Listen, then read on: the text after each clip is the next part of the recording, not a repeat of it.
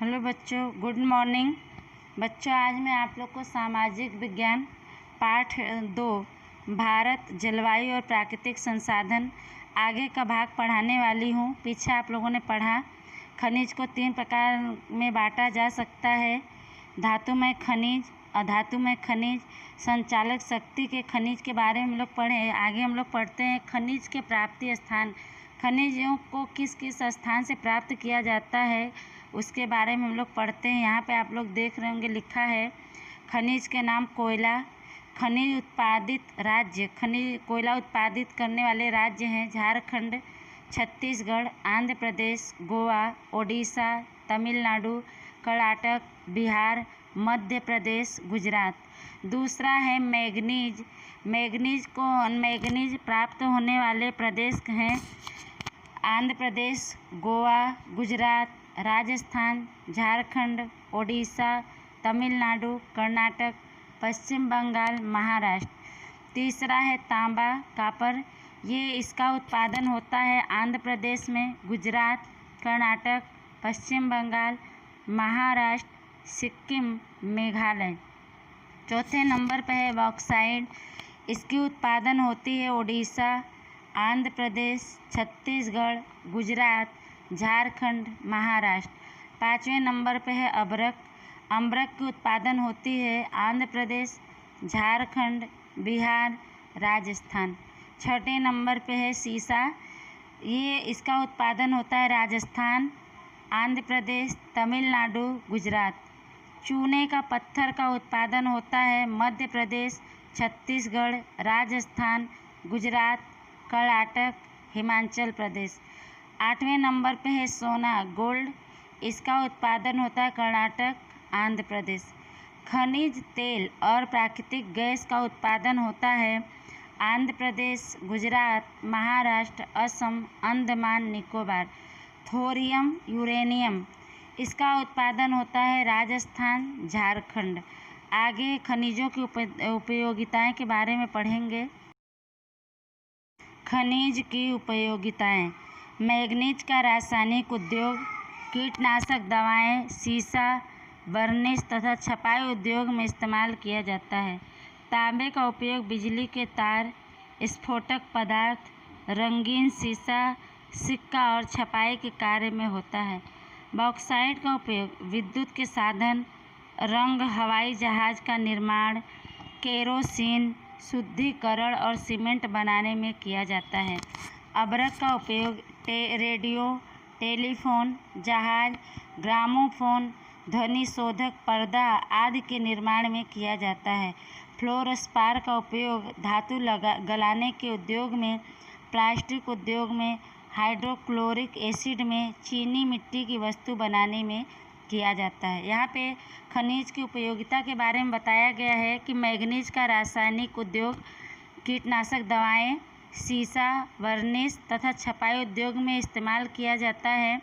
तांबे का उपयोग बिजली के तार बनाने, स्फोटक पदार्थ, रंगीन सीसा, सिक्का और छपाई के कार्य में होता है। बॉक्साइट का उपयोग विद्युत के साधन, विद्युत यानी बिजली के साधन, रंग, हवाई जहाज का निर्माण, केरोसिन, शुद्धिकरण और सीमेंट बनाने में किया जाता है।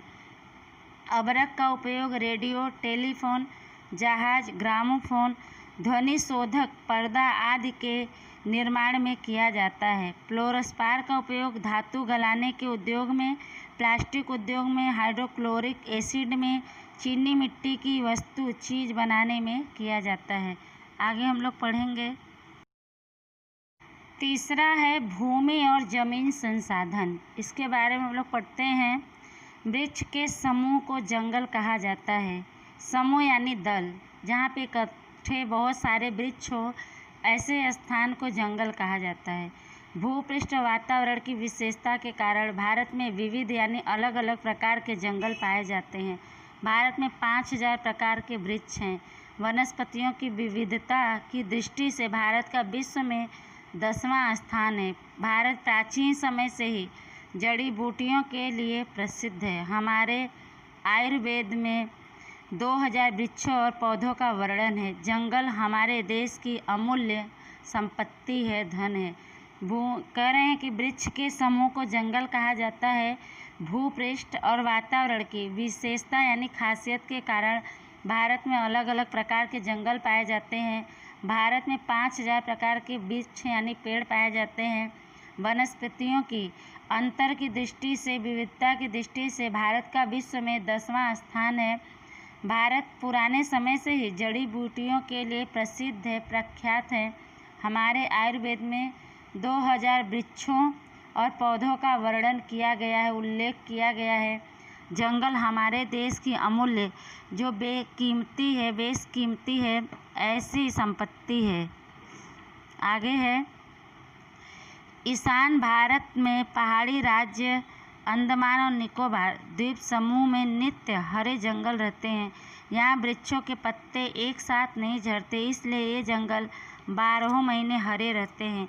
यहाँ वृक्षों की ऊंचाई 30 मीटर से 35 मीटर होता है। यहाँ बांस, सागौन, साल, मेहोगनी, शीशम आदि मुख्य वृक्ष हैं। कह रहे हैं कि ईशान भारत में पहाड़ी राज्य अंडमान निकोबार द्वीप समूह में नित्य यानी रोज हरे जंगल रहते हैं। यहाँ वृक्षों के पत्ते एक साथ नहीं झड़ते हैं, इसलिए यहाँ जंगल 12 महीने यानी 12 महीने पूरे साल के साल हरे रहते हैं। यहाँ वृक्षों की ऊंचाई 30 से 35 मीटर होता है। यहाँ बांस, सागौन, साल, मेहोगनी, शीशम आदि मुख्य पेड़ हैं। आगे है, विंध्य और सतपुड़ा के पर्वत, हिमालय की कुछ ढलान, पूर्व घाट और पश्चिम घाट की गिरि श्रृंखलाओं की ढलानों पर पतझड़ जंगल विकसित हुए हैं। यहाँ मुख्य वृक्षों में सागौन, साल, महुआ, बरगद, पीपल है। यहाँ के पत्ते पतझड़ ऋतु में झड़ जाते हैं। कह रहे हैं कि विंध्य और सतपुड़ा, विंध्य यानी विंध्याचल और सतपुड़ा के पर्वत, हिमालय के कुछ ढलान, पूर्व घाट और पश्चिम घाट की गिरि श्रृंखला यानी पहाड़ों की श्रृंखलाओं की ढलान पर पतझड़ जंगल विकसित हुए, विकास किए हैं। यहाँ मुख्य वृक्षों में सागौन, साल, महुआ, बरगद, पीपल है। यहाँ के पत्ते पतझड़ ऋतु में झड़ जाते हैं। आगे है, समुद्र किनारे जहाँ नदियों के डेल्टा प्रदेश है, वहाँ भाटा के पानी भर जाते हैं। उन स्थानों पर भाटा के जंगल हैं। गंगा के डेल्टा में उगा जंगल सुंदरवन के रूप में ज़्यादा प्रसिद्ध है। यहाँ ताड़, केवड़ा, सुंदर चेर आदि के वृक्ष हैं। कह रहे समुद्र किनारे जहाँ नदियों के डेल्टा प्रदेश है, वहाँ भाटा के पानी भर जाते हैं। उन स्थानों पर भाटा के जंगल हैं। गंगा के डेल्टा में उगा जंगल सुंदरवन के रूप में ज़्यादा प्रसिद्ध है, प्रख्यात है। यहाँ ताड़, केवड़ा, सुंदरी, चेर आदि के वृक्ष पाए जाते हैं। बच्चों, यहाँ भारत का चित्र दिया गया है। नक्शे में आप देख सकते हैं, जहाँ जहाँ पे जंगल है वहाँ पे हरे रंग का रंग देकर उसको दर्शाया गया है। आगे हम लोग पढ़ेंगे।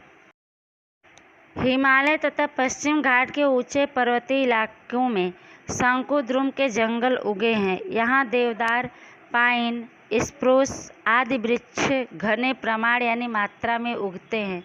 नैऋत्य पंजाब, पश्चिम हरियाणा, राजस्थान, उत्तर प्रदेश के दक्षिण एवं पश्चिम इलाकों में कटीली वनस्पतियों के जंगल है।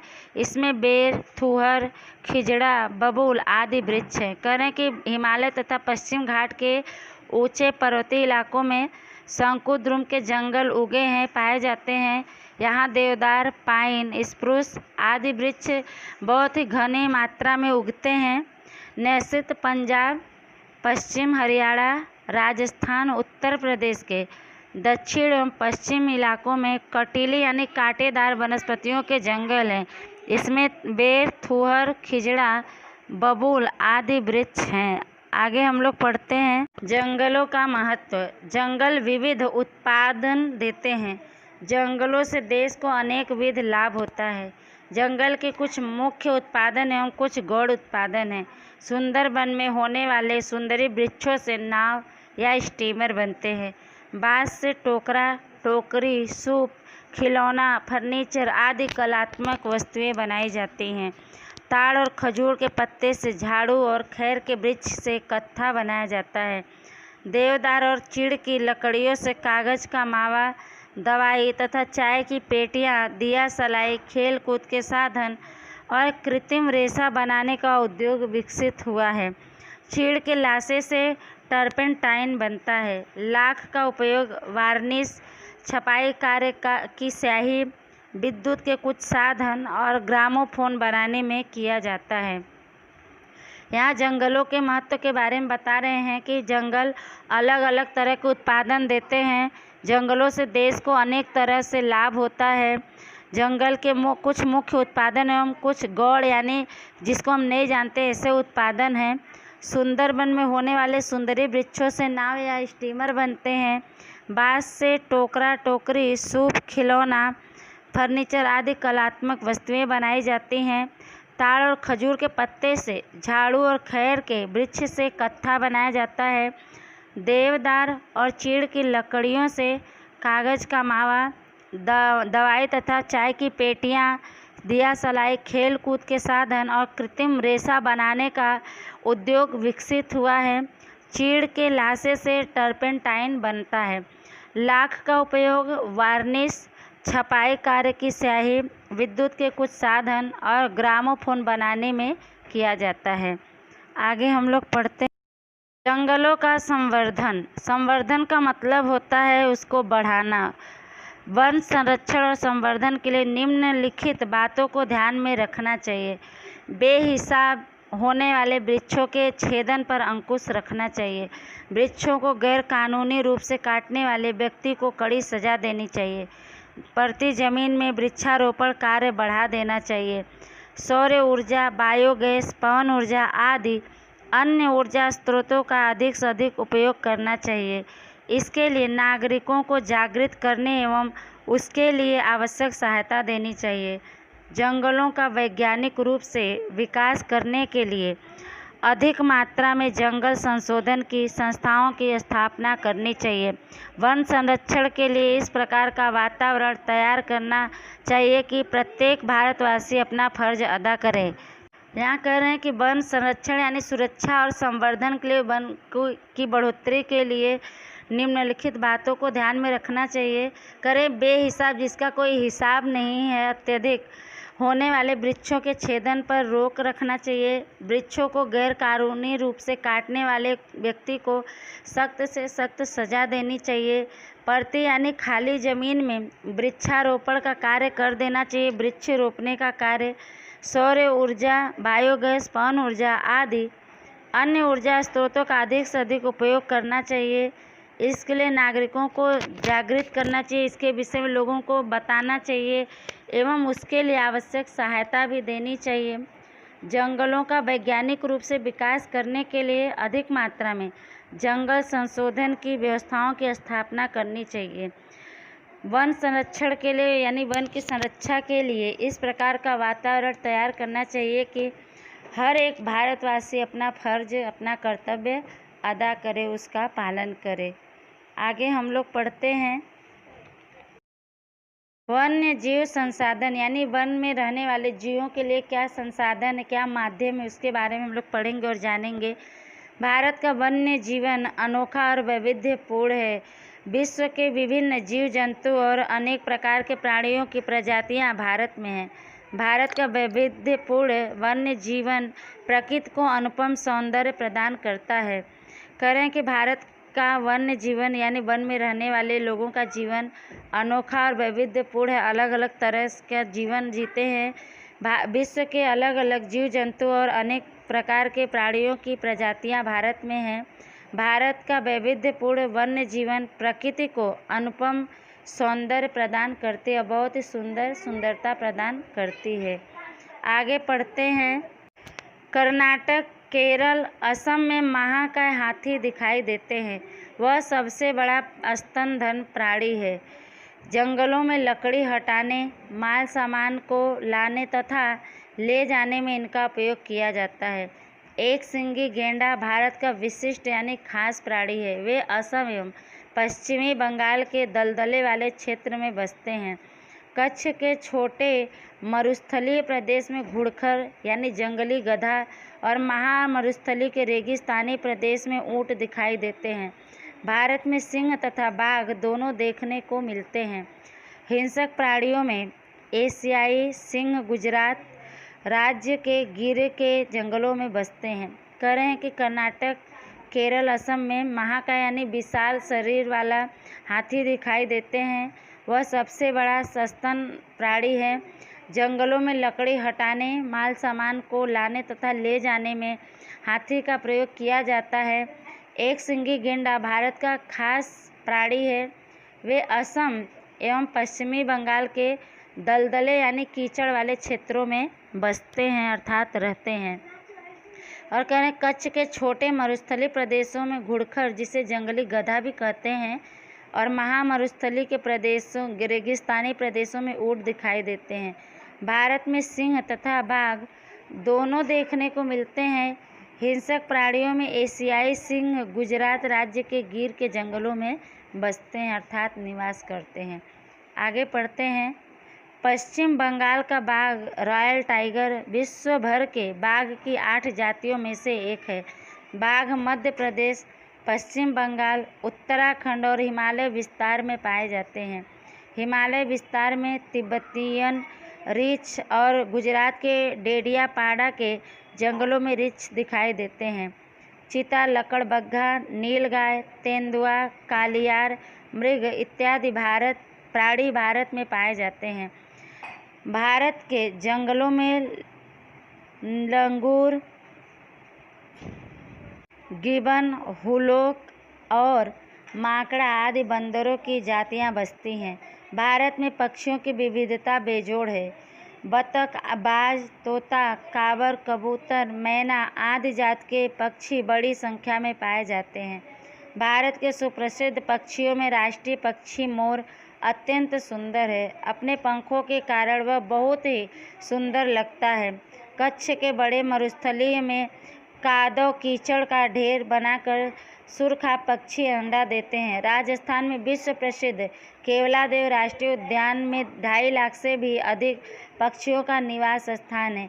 तो गुजरात में नल सरोवर देश विदेश के पक्षियों के लिए प्रसिद्ध है। कह रहे हैं कि पश्चिम बंगाल का बाघ, जो रॉयल टाइगर भी कहा जाता है, पूरे विश्व के बाघ की 8 जातियों में से एक है। बाघ मध्य प्रदेश, पश्चिम बंगाल और उत्तराखंड हिमालय विस्तार में पाए जाते हैं।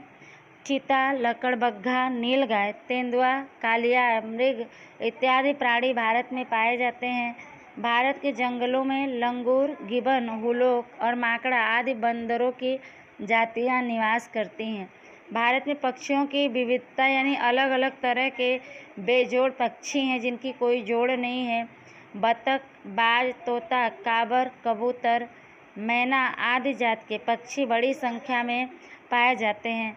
भारत के सुप्रसिद्ध पक्षियों में राष्ट्रीय पक्षी मोर बहुत ही सुंदर है। अपने पंखों के कारण वह बहुत ही सुंदर लगता है। कच्छ के बड़े मरुस्थलीय में कादव कीचड़ का ढेर बनाकर सुरखा पक्षी अंडा देते हैं। राजस्थान में विश्व प्रसिद्ध केवलादेव राष्ट्रीय उद्यान में 2.5 लाख से भी अधिक पक्षियों का निवास स्थान है, वहाँ पे रहते हैं। जो गुजरात में नल सरोवर देश विदेश के पक्षियों के लिए प्रसिद्ध हैं। आगे पढ़ेंगे। 1.5 मीटर से अधिक ऊंचाई वाले सारस और सर्वाधिक वजन वाले पक्षी घोराड बड़े आकर्षक होते हैं। कच्छ के विशाल रेगिस्तान में कादव कीचड़ का ढेर बनाकर सुरखा पक्षी अंडे रखते हैं। राजस्थान का विश्व प्रसिद्ध केवलादेव राष्ट्रीय उद्यान में 2.5 लाख से अधिक पक्षियों का निवास स्थान बना है। तो गुजरात में नल सरोवर देश विदेश के पक्षियों के लिए सुप्रसिद्ध अभयारण्य है। भारत के पूर्व पश्चिम सागर के किनारों में मैकरल, झींगा, बुमला, पोर्मफ्रेट, हेरिंग, सामन, शार्क, डॉल्फिन इत्यादि असंख्य मछलियां पाई जाती हैं। कह रहे हैं कि 1.5 मीटर से अधिक ऊंचाई वाले सारस और सर्वाधिक यानी बहुत ज़्यादा अधिक वजन वाले पक्षी घोराड बड़े आकर्षित होते हैं, लोगों को अपने तरफ खींचते हैं, लोग देखकर उसके तरफ आकर्षित होते हैं। कच्छ के बहुत बड़े रेगिस्तान में कादव कीचड़ का ढेर बनाकर सुरखा पक्षी अंडा रखते हैं। राजस्थान का विश्व प्रसिद्ध केवलादेव राष्ट्रीय उद्यान में 2.5 लाख से भी अधिक पक्षियों का यह रहने का स्थान बना है। तो गुजरात में नल सरोवर देश विदेश के पक्षियों के लिए प्रसिद्ध अभयारण्य है। भारत के पूर्व पश्चिम सागर के किनारों में मैकरल, झींगा, बुमला, पोम्फ्रेट, हेरिंग, सामन, शार्क, डॉल्फिन इत्यादि और अनेक असंख्य मछलियाँ पाई जाती हैं। आगे अब हम लोग पढ़ेंगे अभयारण्य। भारत में 490 अभयारण्य और 89 राष्ट्रीय उद्यान हैं। आगे इसके बारे में हम लोग पढ़ते हैं। राष्ट्रीय उद्यान, राज्य प्राणी। राष्ट्रीय उद्यान कहाँ कहाँ पर है, कौन कौन से राष्ट्रीय उद्यान है, किस राज्य में है और वहाँ कौन कौन से प्राणी पाए जाते हैं उसके बारे में पढ़ते हैं। काजीरंगा असम राज्य में है। यहाँ पे गैंडा, जंगली भैंस, हिरण पाए जाते हैं। थार का मरुस्थल राजस्थान में है। यहाँ पे मरुस्थल की बिल्ली। कान्हा जो मध्य प्रदेश राज्य में है। यहाँ पे बाघ, सांबर प्राणी पाए जाते हैं। गिर राष्ट्रीय अभयारण्य गुजरात, यहाँ पे सिंह और चीता पाए जाते हैं। वेळावदर राष्ट्रीय अभयारण्य गुजरात, कालियार, खरमोड़ पाए जाते हैं। केवलादेव राजस्थान में पाए जाते हैं, ये राजस्थान में है। विविध पक्षी पाए जाते हैं। बांदीपुर कर्नाटक राज्य में पड़ता है राष्ट्रीय उद्यान, यहाँ पे हाथी, रीछ, सूअर, जंगली बिल्ली पाए जाते हैं। दच्छी गांव जम्मू और कश्मीर राज्य में ये राष्ट्रीय उद्यान है, यहाँ पे कस्तूरी मृग पाए जाते हैं। जिम कॉर्बेट उत्तरांचल राज्य में है, यहाँ पे बाघ, हाथी, चीता, हिरण पाए जाते हैं। आगे हम लोग पढ़ेंगे प्राकृतिक संसाधन का संरक्षण और विवेकपूर्ण उपयोग। इसके बारे में हम लोग पढ़ेंगे कि प्राकृतिक संसाधन यानी माध्यम, जरिया का किस तरह हम सुरक्षा करें और किस तरह विवेकपूर्वक ज्ञान के साथ उसका उपयोग करें। पानी एक महत्वपूर्ण राष्ट्रीय प्राकृतिक संसाधन है। मनुष्य के पीने योग्य पानी पृथ्वी की सतह पर 2% से भी कम है। अधिकतर उद्योग प्रदूषित पानी और जहरीली ठोस कचरों को छोड़ने के कारण भूगर्भ के पानी में अत्यधिक प्रदूषण हुआ है, जिससे जीव सृष्टि और पर्यावरण के लिए गंभीर खतरा पैदा हुआ है। सामन, शार्क, डॉल्फिन इत्यादि असंख्य मछलियाँ पाई जाती हैं। आगे हम लोग पढ़ते हैं वन विकास की प्रधानता देनी चाहिए। आग के कारण जंगलों का विनाश न हो, इसके लिए सावधानी रखनी चाहिए। करें पानी एक महत्वपूर्ण राष्ट्रीय प्राकृतिक संसाधन है, माध्यम है। मनुष्य के पीने के लायक पानी पृथ्वी की सतह पर सिर्फ 2% से भी कम है। अधिकतर उद्योग दूषित पानी और जहरीले ठोस कचरे को छोड़ने के कारण भूगर्भ यानी जमीन के नीचे में पानी में अत्यधिक प्रदूषण हुआ है, जिससे जीव सृष्टि पर्यावरण के लिए गंभीर खतरा पैदा हुआ है। उद्योगों के प्रदूषित पानी का वैकल्पिक उपयोग करना चाहिए, इसका कुछ विकल्प निकालना चाहिए। विद्यालय महाविद्यालय के पाठों में वन के विकास की प्रधानता देनी चाहिए। बच्चों को सभी को बताना चाहिए कि वन का विकास किस तरह हो, उसको महत्व देना चाहिए। आग के कारण जंगलों का विनाश न हो, इसके लिए सावधानी रखनी चाहिए। आगे पढ़ते हैं। खनिज प्रकृति का उपहार है, उसका विवेकपूर्ण उपयोग होना चाहिए। खनिज संरक्षण का विकल्प ढूंढना चाहिए। खनिज पदार्थों का घूम फिर कर अनेक बार उपयोग किया जा सके, ऐसी प्रक्रिया को बढ़ावा देना चाहिए। करें खनिज प्रकृति का उपहार है, भेंट है, उसका विवेकपूर्वक ज्ञान के साथ उपयोग होना चाहिए। खनिज की सुरक्षा का विकल्प ढूंढना चाहिए। खनिज पदार्थों का घूम फिर कर अनेक बार उपयोग किया जा सके, ऐसी प्रक्रिया, ऐसे कार्य को बढ़ावा देना चाहिए। आगे है जंगलों के विकास के कारण वन्य प्राणियों का जीवन संकट में है। कुछ प्रजातियां कुछ विस्तारों में लुप्त हो गई हैं। पशु पक्षियों के मांस, पंख, हड्डियां, सींग, दांत इत्यादि को प्राप्त करने के लिए उनका शिकार किया जाता है। इसके लिए वन्य प्राणी एवं पक्षियों के होने वाले गैरकानूनी व्यापार पर नियंत्रण रखना चाहिए। देश के नागरिकों को पर्यावरण, वन्य भूमि तथा वन्य जीवों के महत्व के विषय में जानकारी देनी चाहिए। अभयारण्य एवं राष्ट्रीय उद्यान का अधिक विकास करना चाहिए। करें जंगलों के विनाश के कारण वन में रहने वाले प्राणियों का जीवन संकट में है, मुश्किल में है। कुछ प्रजातियां कुछ विस्तारों यानी जगहों में गायब हो गई हैं। कुछ पशु पक्षियों के मांस, पंख, हड्डियां, सींग, दांत इत्यादि को पाने के लिए उनका लोग शिकार करते हैं। इसके लिए वन के प्राणी एवं पक्षियों के होने वाले गैर कानूनी व्यापार पर रोक रखना चाहिए। देश के नागरिकों को पर्यावरण, वन्य भूमि तथा वन्य जीवों के महत्व के विषय में जानकारी सभी को देनी चाहिए। उसके प्रति लोगों को जागृत करना चाहिए। अभयारण्य एवं राष्ट्रीय उद्यान का अधिक विकास करना चाहिए। आगे है प्रकृति शिक्षण शिविर द्वारा नागरिकों में वन्य जीव के बारे में सजगता लाने का प्रयत्न करना चाहिए। करें प्रकृति शिक्षण शिविर, जगह जगह शिविर के द्वारा नागरिकों में वन में रहने वाले जीवों के बारे में सजगता लाने का प्रयत्न करना चाहिए। बच्चों, यह पाठ आपका समाप्त होता है। ये वीडियो आप लोग ध्यान से सुनिएगा। इसका प्रश्न उत्तर आप लोग को भेज दिया जाएगा और सभी को लेसन करना है। आगे का पाठ आगे की वीडियो में पढ़ाया जाएगा। तब तक के लिए धन्यवाद।